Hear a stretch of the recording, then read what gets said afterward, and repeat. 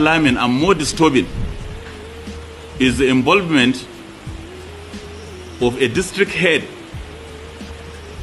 in supplying drugs to the bandits.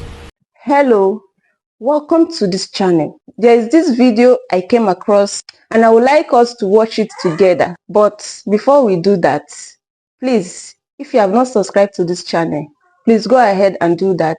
Click on the subscribe button and turn on your notification bell to keep being part of this. Then as you watch, do not forget to react and also drop your comments in the comment section. We can say now banditry is an industry in Zamfara State.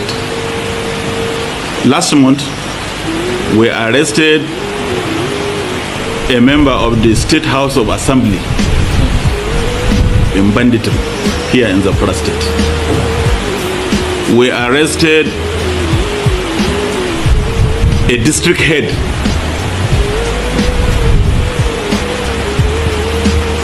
we also as well arrested a former local government chairman. So you can see that involvement of this class of people in banditry is more making the situation to become more and more complex. So in essence, I can say that all caliber of people now are involved. All manner of people are involved in this banditry. More alarming and more disturbing is the involvement of a district head in supplying drugs to the bandits. So in that respect, your presence here today. Good evening, everyone. Thanks for joining me in this video. Today is Wednesday, the 28th day of May 2025. On Monday, there is something that happened in Plateau State. There was a kidnapping or a kidnap attempt, and the pastor was killed. After that incident, the community mobilized, just like what the DSS chief said, that people should start mobilizing and start attacking back. So these people mobilized the youth in the community, and they went because they knew the exact people who came to kill the pastor and tried to kidnap a lot of community people, and they resisted. So they now go back to fight back. You know, they fought back, and after the clash, the Monday clash, then on Tuesday morning, what happened is that these people, these Fulanis now came back to the community where people are living, and they killed 7 people, despite the community people still resisted. And in this kind of attack, you could have been hearing that, oh, 50 people was killed, 100 people was killed, and so on and so forth. But thank God that the community people are resisting, despite the growing number of death rates. That is apart. Secondly, last week, I published a video where a local government chairman was confessing that these people, Fulani terrorists, attack close to military barrack in Benue State, and he now confronted the army, the military officials there, and they told him that they did not receive order from the federal government to fight those criminals. This is insane. It's alarming. That is to tell you the level of collusion and the kind of thing that even ordinary citizens will not even understand what is going on. And the reason why I'm saying this, I want you watching me to think about this. Let's use logic a little bit. If you are a king in a community, or you are a leader, people that your country said they are not Nigerians, that they are foreigners, that they came from all those Sahel countries, they came to your village, they sacked people, they remain some part of your village, they came, they attack your people, and they go. The following week, the same thing happened. The following year, the same thing happened. They took your primary school, they occupied it as their home. The school is not functioning there. And they continue doing this thing consistently. And what are you going to think? Is it not people who really said they are protecting you are doing this? Because if that is not the case, I don't see any reason why attack will consistently be happening in one place. These Bekos, since in the year 2015, 2016, attack has been happening here. And the chief of army officer was asked last 2 months in Kaduna State, come on, look at the people dying in Plateau State. What is your solution? He said, and I quote him, even though I mobilize the whole military officers in Nigeria, they cannot solve the insecurity situation in Plateau State because there is an underlying issue. I mean, they don't have the mandate to engage these people. That it is only the federal government that can give them the mandate to engage these people. So my people should be killed. My people should die all before government will talk about this. What is the meaning of this? Yesterday I buried 5 people, a father and 2 of his sons of over 40-50 years in Teobian, very close to a military base. What is the meaning of this? If they cannot help me, maybe I'll leave this position as chairman and let it continue the way it is. What is the underlying issue? Yeah, we know. The government allowed it to happen.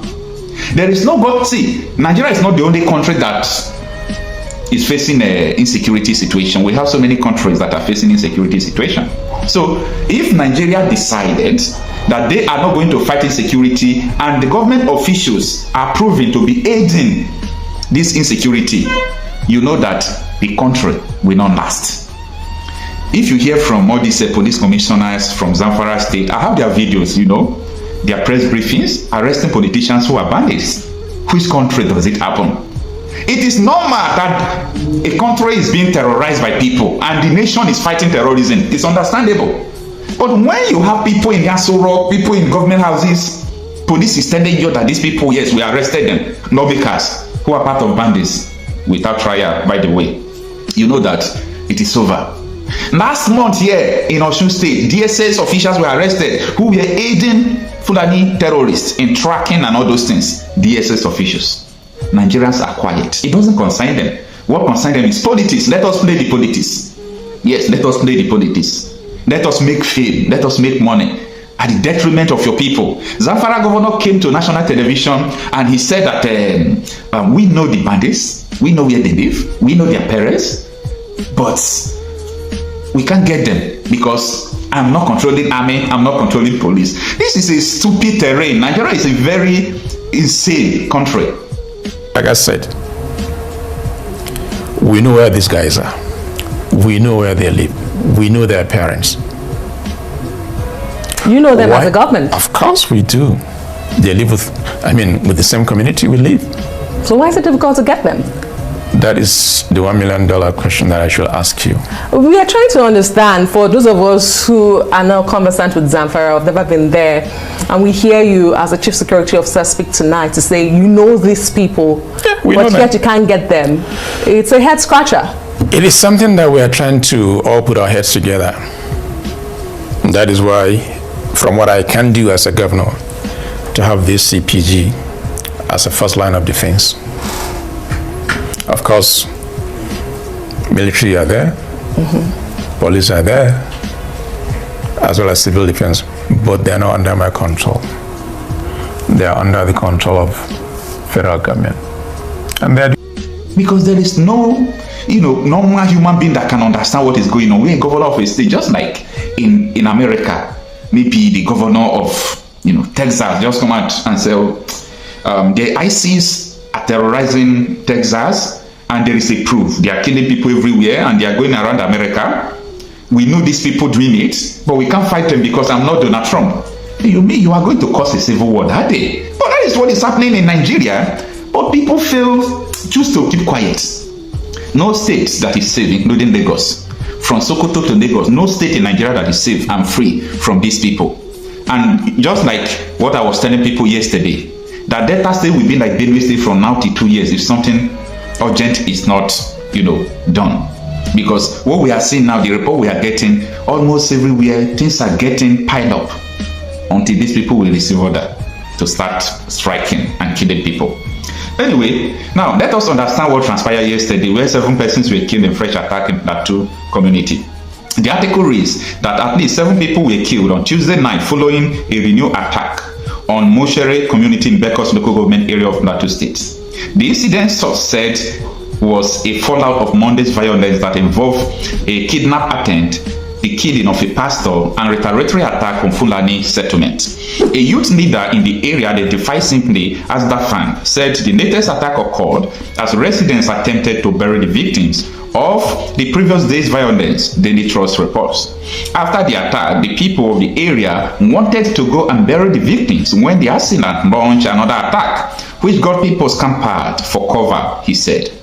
He noted that security operatives were contacted and later mobilized to the community to restore calm. Now, out of the article. The duty of the security operatives is not just to restore calm.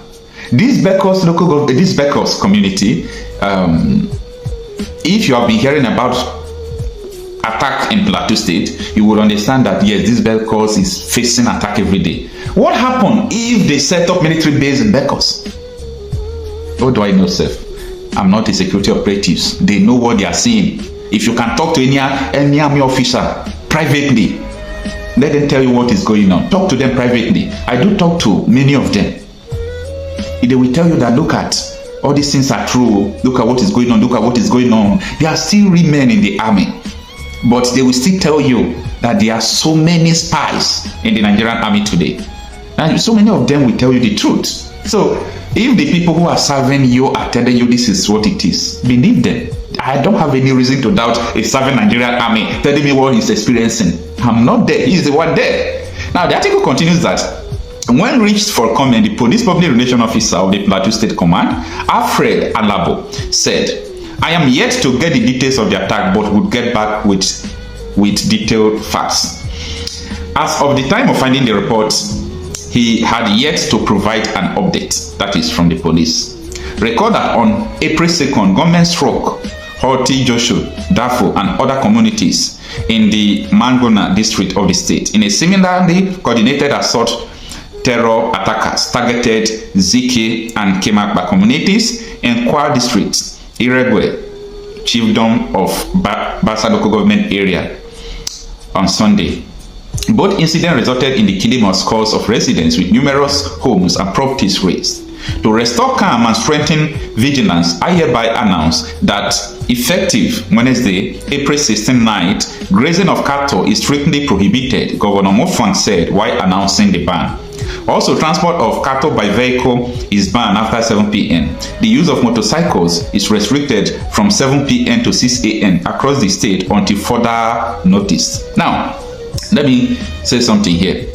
Amsterdam is a powerful small country. The size of Amsterdam is like the size of Plateau State, but they produce the picnic that almost the whole Africa and part of the Asia consume, and also part of the Europe.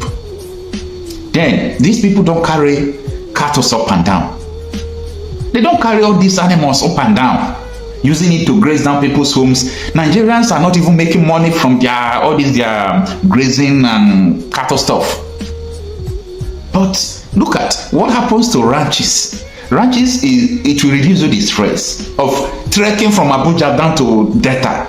It will reduce the stress unless you really have something or that's something else. If you have up to 500 cows, you know what it means?